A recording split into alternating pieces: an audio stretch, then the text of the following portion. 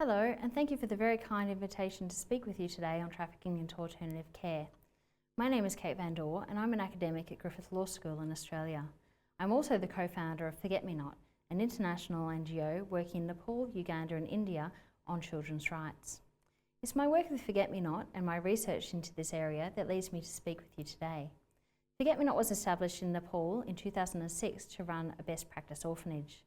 On the basis of our growing reputation in the field, we were approached in 2010 to take on the funding of a Ugandan orphanage. We travelled to Uganda to conduct our due diligence, and what we found was truly and desperately heartbreaking. There were 39 children in this orphanage on the brink of starvation, drinking sugar in water for lunch, and many suffering from malaria. We undertook the funding straight away for education and food costs. However, after about 15 months, we noticed something was a bit amiss. We launched a forensic audit straight away, and we found low-level fraud to the tune of about $2,000 to $3,000. We worked with the relevant ministry and the child probation officers to close the orphanage down. However, what was to happen next was truly our biggest surprise. The children revealed to us that they weren't orphans at all and that they had families that were actively looking for them. Out of 39 children, 33 were able to go home to family almost immediately, many of them with no financial support required at all. As it turned out, the orphanage operator had been actively moving from village to village, recruiting children, telling their families that they would be going to boarding school, and then taking them to the city, changing their names and housing them in an orphanage, all to gain international funding. This experience led me to investigate the practice of recruiting children into orphanages and whether it could be regarded as a form of child trafficking.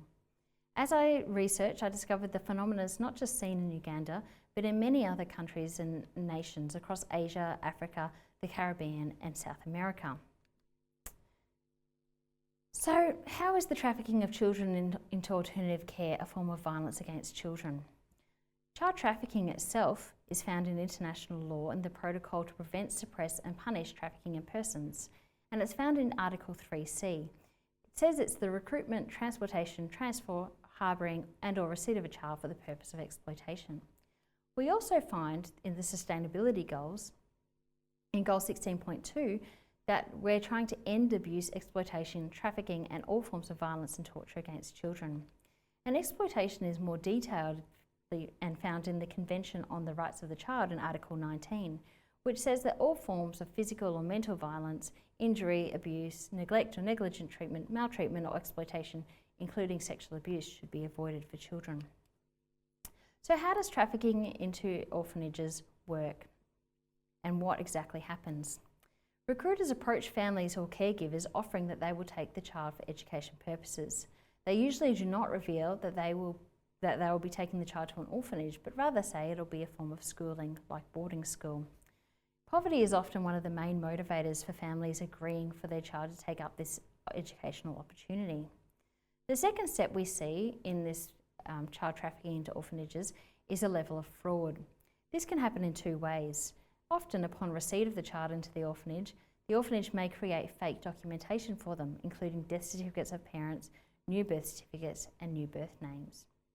This is because the child is then more easily gained legal guardianship of. The second route that orphanages take, or the second fraudulent thing that they might do, is to claim that the child has been abandoned. They do this because it's easier to claim child abandonment than child relinquishment, where there's all sorts of paperwork and official documentation that is required.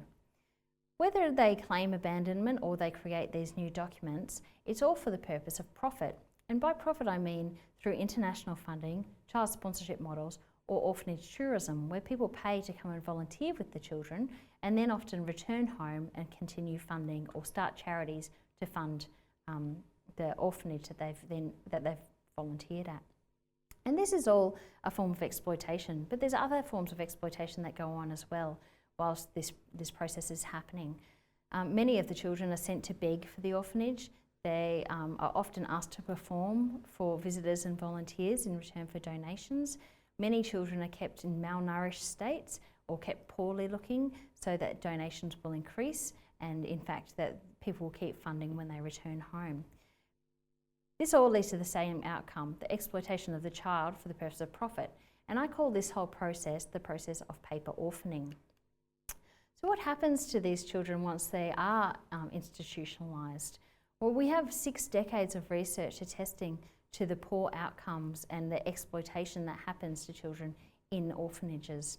I've put a quote there about some of the exploitation that children experience, and I'd add to that also that children often are sexually abused in orphanages. I've already mentioned that they are sent begging for orphanages, and there's of course the attachment issues that happen when volunteers come and go in the orphanage and there's not a consistent caregiver. The outcomes for children in institutionalisation are very poor. 1 in 3 exiting residential care become homeless, 1 in 5 gain a criminal record, 1 in 10 commit suicide. And even where an orphanage is clean and well run, that risk still remains. So to contextualise this in Africa, I decided to do a quick case study for you, focusing on Uganda, Ghana and Liberia. How do we know it's happening? How do we know this paper orphaning or this trafficking into orphanages is happening in these countries? Well, in Liberia in 1989, there were 10 orphanages. That increased rapidly due to civil war and unrest, and by 1991, there were 121. However, following the end of the Civil War, we would expect in a normal child protection situation that the orphanages would start decreasing and children would start being sent home. However, that didn't happen, and by 2008, the number of orphanages had reduced only marginally to 114. So even without the rationale of civil unrest, children were still being institutionalised. And even after a deinstitutionalisation mandate was announced in 2006, it was reported 700 children were taken to a newly open and unaccredited orphanage. In Uganda, a similar story. The number of orphanages increased from 30 in 1992 to an estimated 800 in 2013, with more than 95% of those facilities not appropriately licensed by the government to run as orphanages. And in Ghana, the number of orphanages grew significantly from 5 in the 1990s to 110 in 2010.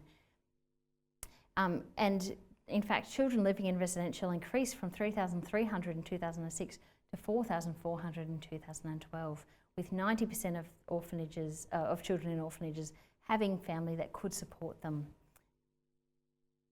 The second thing we see in paper orphaning is the active recruitment of children, and in fact that's what we saw in our orphanage in Uganda. So in Liberia, up to 95% of children that were institutionalised in 2007 did not meet the criteria for placement, and orphanage operators themselves were unilaterally recruiting children into their orphanages. In Uganda, they've also noted active recruitment of children for the purpose of legal guardianship and subsequent funding. And a baseline study in 2012 found that most children residing in orphanages were recruited in line with a vision rather than the actual needs of the community, and that where child sponsorship was involved, there was very little will to resettle the children with families. In Ghana, recruiting has been reported with orphanages canvassing communities for children offering education and health. The majority of children in orphanages are being placed through informal channels. And lastly, we see a profit motive through funding in orphanage tourism. So in Liberia, a 2007 report concluded that most orphanages were not operating for humanitarian reasons, but were operating as income-generating businesses focused on the financial needs of the orphanage operators. In Uganda, it's been strongly argued that the increase in orphanages and residential care for children has been the direct result of foreign sponsorship and donations, mission trips and orphanage volunteerism, with over 80% of orphanages being funded by foreign non-government organisations, which are predominantly faith-based and through child sponsorship through churches and individuals. And in Ghana, a report found that Western donors and volunteers, including those from faith-based communities, had contributed to their growth of orphanages, with examples of former volunteers returning to their home countries and fundraising and establishing charities to offer further volunteer placements and funding into the orphanages in which they initially volunteered. It had become a fad in Western giving circles to create and sponsor orphanages in Ghana and in many parts of Africa without asking if it was even needed. And one news article in 2017 noted that there was a sharp increase in the number of charlatan orphanages and children's homes across the country, and it was due to the demand of profit motives and personal gains that had taken precedence over the welfare of the children. The common finding in all 3 of these countries was that while some orphanages are established with the best of intentions, many form part of the paper orphaning business, using orphanages as a means to acquire funds from donors and orphanage tourism. In all three countries, the main push and pull factor for parents allowing their children to be recruited or take up this educational opportunity are poverty, access to internet education, and often family breakdown. So how can we prevent child trafficking into orphanages? Prevention focuses here on 4 key steps. What we need is a tightening of regulations on how children are identified for and admitted into alternative care, an effective gatekeeping system. We also need effective regulation of residential care institutions or orphanages to ensure that any orphanages that are not registered or substandard are closed, and ensure that any that are open have active reintegration and family tracing programs. We need governments to establish and adopt deinstitutionalisation mandates and work at closing those orphanages. And lastly, we need legislative recognition of paper orphaning as a form of child trafficking. It has been adopted in Haiti and Nepal, and prosecutions are proceeding on this basis.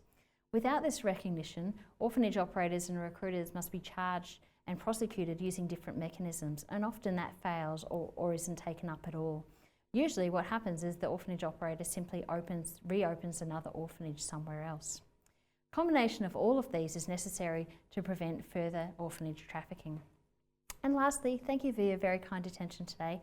I'm very sorry I can't be there in person, but please, if you have any questions, get in touch with me. My email is there on the screen and I'd love to hear from you. Thank you.